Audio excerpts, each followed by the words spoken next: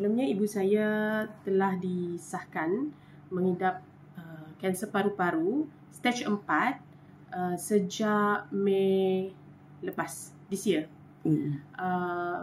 Masa tu kadar oksigen beliau juga sudah mulai turun sehingga sampai menyecah 68%.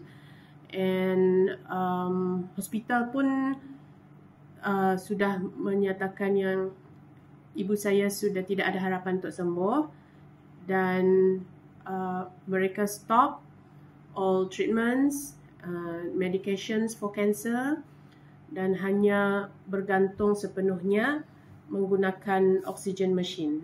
Just stagnant dalam 80%, 80 ke atas. Tidak sampai 90 lah pada ketika itu. Pada ketika masih lagi di ward. So my mom pakai setengah jam. After that she feels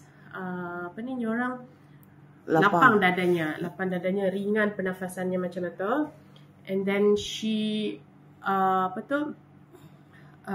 request untuk memakai lagi for tomorrow. Macam tu. Lepas tu and the next day lah memang menyedut, tapi meminum air hidrogen lah. Pakai ni. Kami melihat sendirilah perubahan yang significant to her health ni.